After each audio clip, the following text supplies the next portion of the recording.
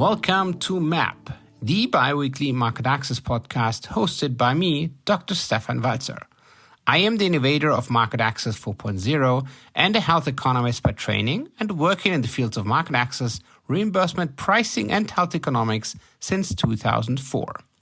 Discover Market Access 4.0 and unveil the future with our innovative solutions. Max Insights, our fast and easy AI-based reimbursement planning platform. Dobo, our new revolutionizing way of creating reimbursement dossiers across the globe with the first and only dossier writing AI bot. Cubo, our new AI-based objection handling platform. And Waffle, train with Waffle's virtual reality genius in an immersive environment and with an AI-based counterpart. We are Market Access 4.0. So check out our website, marketaccess4-0.com. And now let's dive into the current discussions, processes, and trends in market access across the globe. So welcome to another podcast episode on our Market Access podcast series. Today, we're trying to, move into the area maybe of the future. We're speaking about artificial intelligence, virtual reality, and whatever might have potentially an impact on market access beyond 2024-25.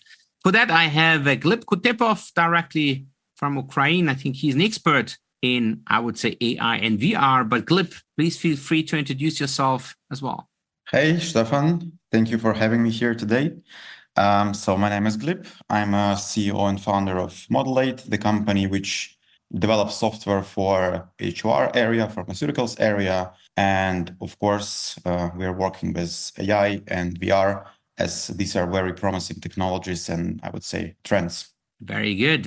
You said already promising, right? So what you would maybe think most promising kind of areas in terms of AI and VR? So which kind of innovations would you potentially foresee coming into the healthcare market? But obviously, as you already said as well, maybe also into the healthcare market access area.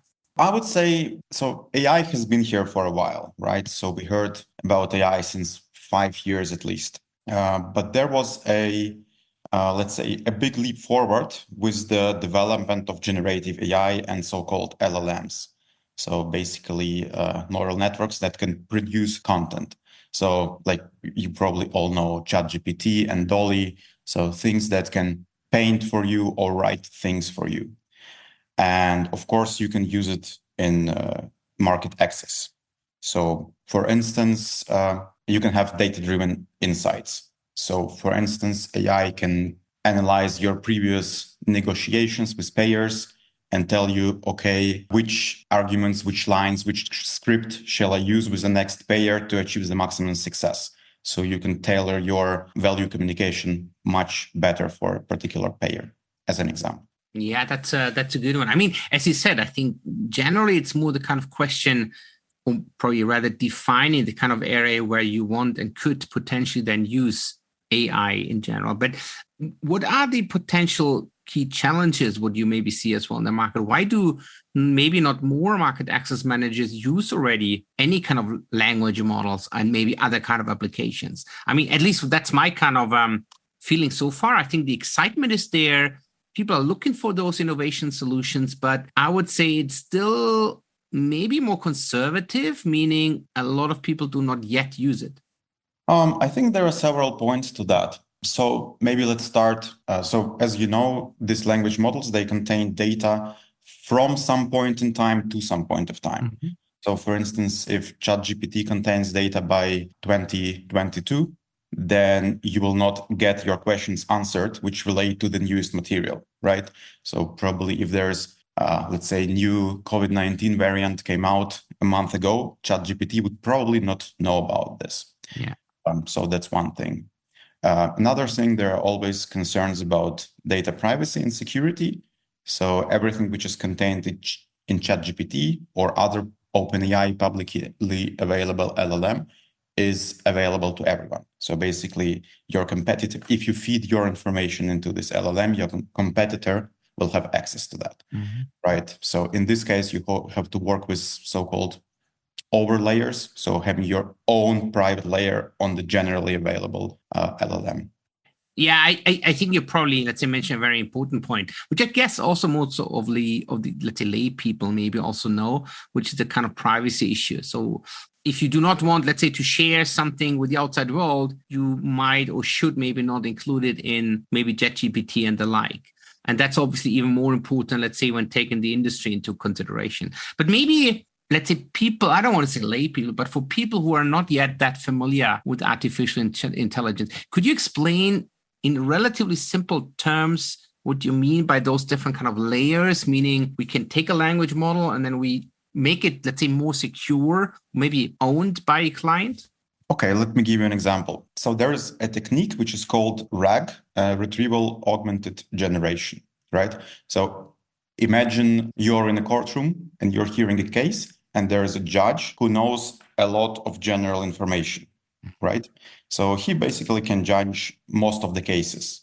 But when there is some specific case in some specific area of law, you have to call an expert. So this expert, this is a piece of your privately owned information, which that your company owns, which no one's know about, but you can call it into your LLM as you need it.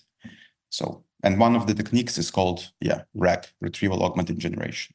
Okay, yeah, that's making it probably a bit more, let's say, easy to digest, I guess, for everybody who is maybe not a programmer. But that's a good example. I agree. So, I mean, one of the fields I think we also, let's say, talk quite a bit and try to work as well together is, let's say, around negotiations or education, those kind of things, especially in the healthcare area, obviously. And I guess we're probably going to the similar kind of direction.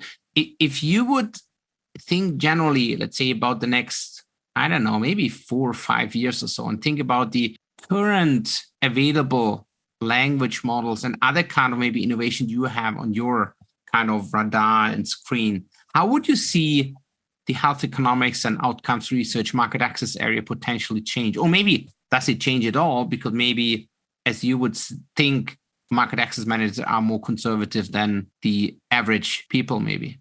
Oh, let's think. I hope this will not sound too futuristic.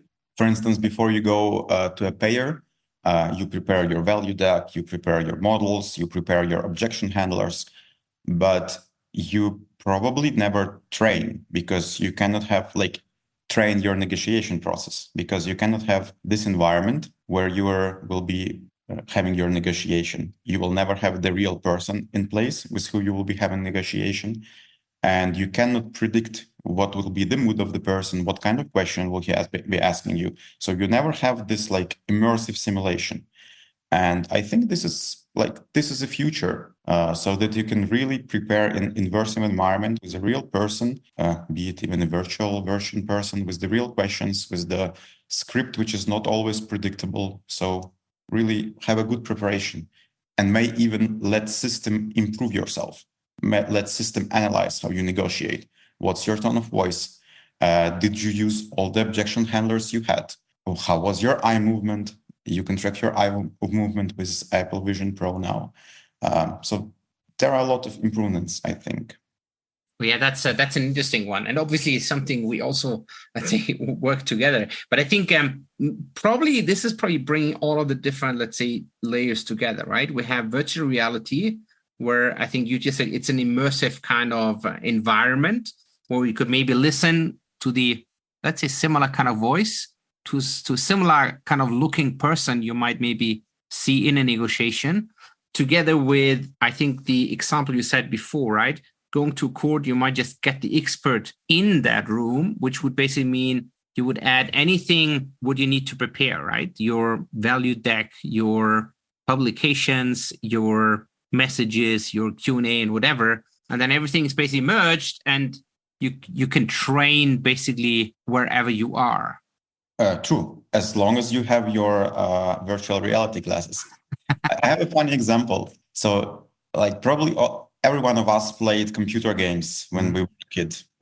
You played, for instance, I liked car racing games, right? But if I would come to my father or mother and tell them, right, I think I can drive your real car because I played enough games, they would probably laugh, right? But now, as your environments became more and more real, So for instance, in racing games today, in simulation games, you have real tracks which have real bumps, which look exactly the same as the track in reality. You have real car models which drive exactly the same as in reality. And now it's reality that people play in simulation and then they go racing on the real track and they achieve sometimes better results than racers on the track, the real racers. And there was even a movie about it called Gran Turismo, if I'm not mistaken. So I think with negotiations, it's going in the same direction. Like play as much as you can in virtual reality, try all possible scenarios, try scenarios where you're under pressure, try scenarios where your payer is nice to you, and get prepared and then go to the real negotiation space. Yeah, I mean, you're absolutely right. And I think I was also just laughing because I think my son was just, let's say, going to the same kind of direction a couple of months ago. I know how to drive a car because I played a lot of those games, right? And I was exactly, I mean, as you just said, your parent, right? I was a bit laughing, but ultimately I was stopping laughing. I was just saying, yeah, probably you could at least do most of the things, right? I mean, because as you said, it's getting more and more realistic. And to be honest, I think just while you were speaking, I mean, when thinking about pilots, they do that since many years, right? They need to go into simulations and train it there and do that, let's say, on a very regular kind of basis, even if they normally fly real kind of planes, right? And that's probably something we need to consider as well in the areas we are currently in. Yeah. So what's the difference between good pilot and good negotiator? Both need training. Yeah, that's true. That's true. I mean, I think the kind of missing piece so far, as I would say, was probably really that. I think, as you said it, I think it was hard to get moving kind of scenarios, right? Or let's say maybe kind of innovative solutions where you would not always get the same kind of scenario in front of you, right? Because then obviously your brain knows it. I mean, you know how to react. Because I think one of the things would just come back to the pilots, it's also that kind of surprise factor, right? How would you react if something's happening? What is maybe unlikely, but you would still need to deal with that. I think that's the same in negotiations, right? You can always read and prepare and think and speak maybe just between us. But what if there's the surprise factor? And that's maybe one of the key things as well, right? Yeah, I think the difference between, so the technologies gave us a possibility, us programmers or developers of the system, not to think of all possible scenarios beforehand, because generative LLMs, they kind of think it instead of you, right? So when you're looking at a race car simulator, your situation is usually predictable. If you turn right, your car will behave predictable according to some very complex function. And I think humans, it's really hard to model humans like this.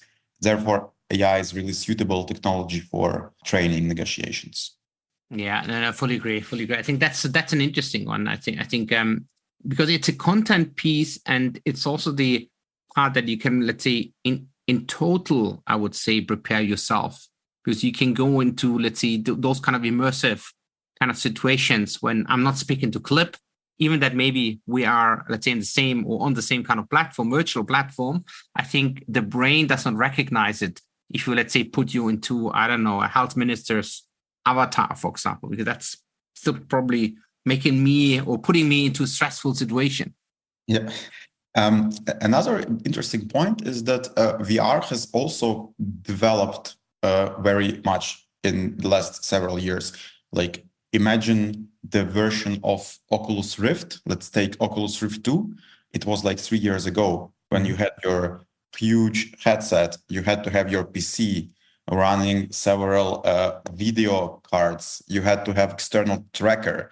And at the time, when you set up all this, like you you're not in the mood to train anymore. Exactly. But you need now, break. Exactly.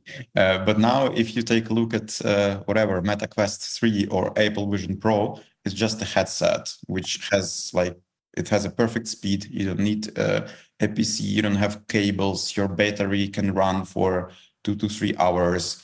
And you also have very good see-through performance. So there's no delay. You're not getting this dizzy feeling. You have directed audio. So there's a lot of improvement. And I think this gives us a lot of space for new innovative applications in healthcare and market access area. Yeah, that's a very good point. I think that's also what I had basically on my list as well. Just generally, I mean, how would you foresee that this might even further evolve? I would agree. I think take the let's say version 3 of the Oculus. I think that's already big improvement to the second version, right? But how would you see those kind of goggles changing as well in the next 2, 4, 5 years? Would you think it might get just as thin as, let's say, normal glasses, what we use otherwise? I doubt that it will be as thin as normal glasses, because besides glasses, you have a lot of cameras, you have a lot of hardware. So basically, these video cards that you had in your PC before are somewhere in your glasses right now. So I think it's unlikely. Where I see the most development potential is the actual environment. So Facebook promised us Meta world several years ago. I don't see it yet. So there are different developments in this space, but we cannot say, all right, we speak only in Meta world. So real world, we don't need it. There is a great Meta world. So there must be some leap soon. And that's what I expect. Yeah, no, that makes probably sense. Just trying to come back again to the kind of security question or security considerations maybe. When I would be thinking, let's say an industry company, so a big pharma company, for example, would think of, let's say, using one of the pieces what you have as well, let's say mentioned a bit before, meaning a virtual reality platform that their kind of employees could, for example, train negotiations.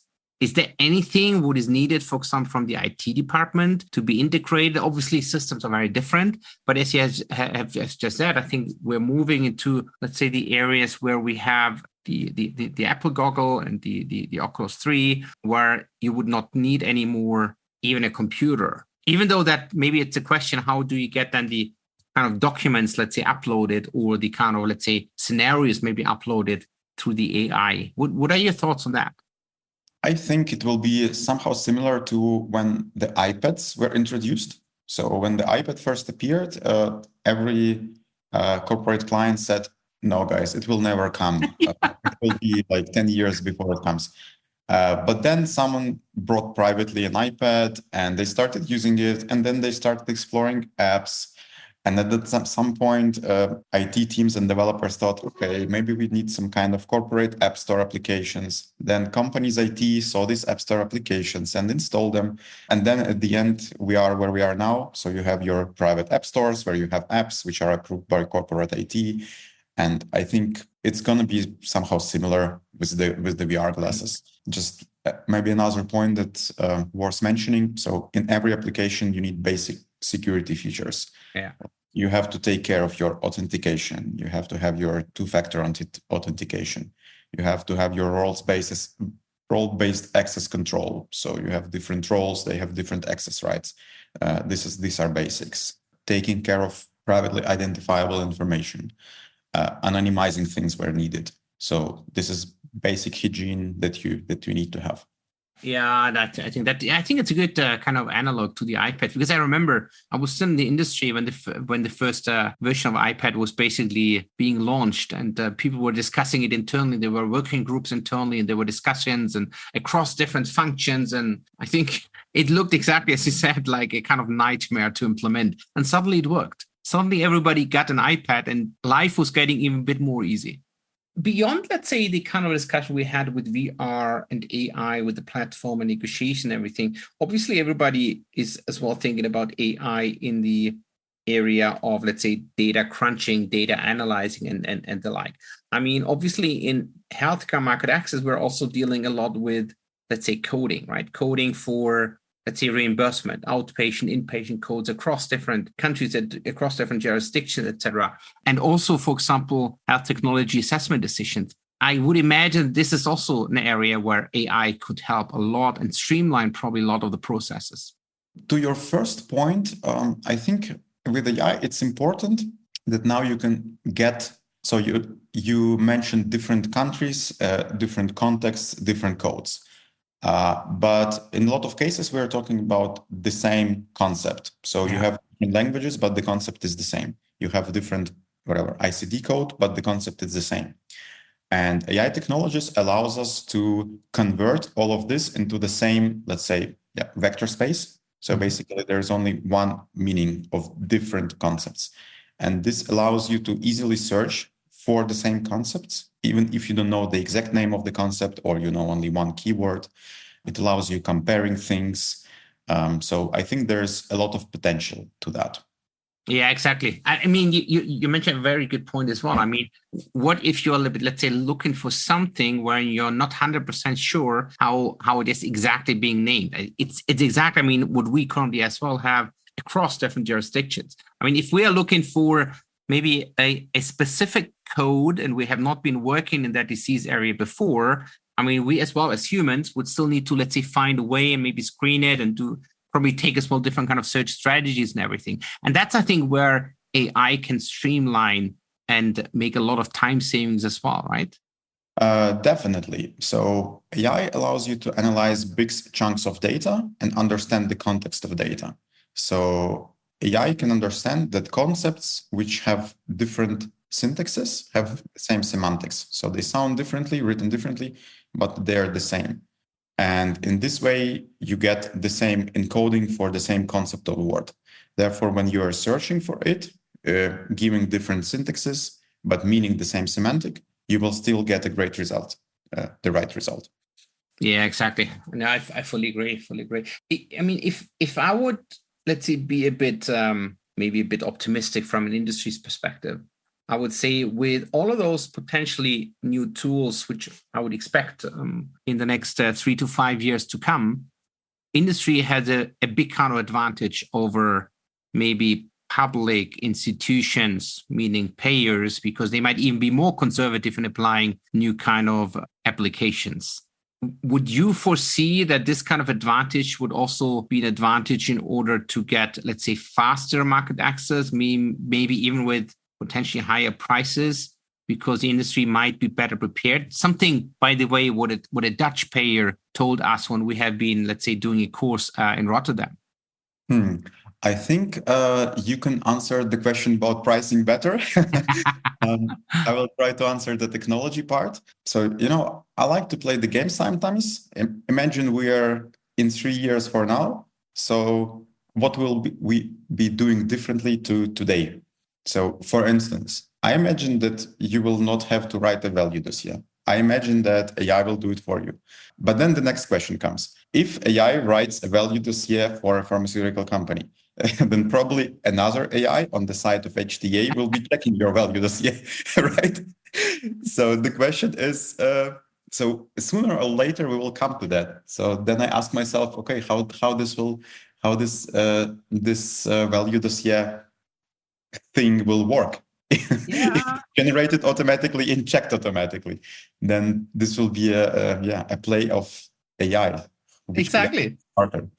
Yeah, no, I agree. I mean, it just reminds me, I think we had a kind of recording, I don't know, probably 2 years ago already, where I was speaking with as well another kind of AI expert from the UK. And we were just discussing if AI might replace market access managers in the future. I think we probably said you always need somewhere a human and all of that kind of stuff. But ultimately, I think, as you just said, it might be a kind of game between different AIs and AI versions, at least from a content perspective. You could even, let's say, further, develop it. I would probably not foresee in the next 5 or 7 years, but you could as well just say even the negotiations could be done by AIs, right? At least checking the kind of different components and the content and the correctness and everything. And hence it's the only thing which might come back to the humans is the emotional bit, even the kind of, let's say, question if a system or if the people would need it, if they want it, but even that could potentially be automized. Well, good point. Then there is no job left for us. Actually, when you mentioned emotional component, I have another application of VR in mind. It's not my application. Mm-hmm. Some companies do it as well. But for instance, a good immersive VR experience can lead you through the day of a patient with a condition and imitate using a new treatment in this condition. So it will help you understand the emotional component of the burden of disease and not only the economics. So this is also something to think about. Oh, that's a good one. Yeah, no, I agree. Because I think, especially when you get into negotiations, sometimes it's just back to numbers, right? what is the hazard ratio of, what is the, I don't know, risk difference by and whatever, or what is the difference in terms of quality of life score? But what does it mean for the patient, right? And that's, I mean, I think, yeah, that's a good one. That might even make, I don't want to say life, but it might at least get that kind of patient focus as well back into the discussion. Exactly, because how can you feel 0.2 quality? Exactly. What is this? But when you wear your VR headset and it simulates some kind of dizziness or partial blindness or whatever, simulates some condition, then you really feeling. And I think we shouldn't forget the emotional and really human component.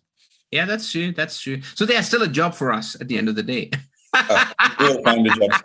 Exactly.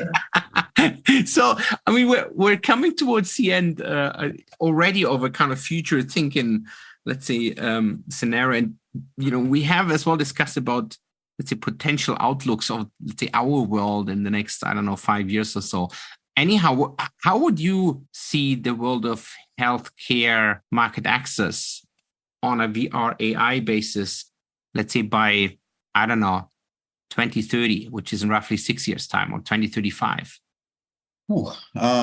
So I think this world will be very tailored. So you will have your market access story or value dossier very tailored, not only to the country as we have now. For instance, you will have it tailored to the payer, to the context, to the previous payers' experiences, and so on. So you will have much more data, and this will allow you to adjust your communication better.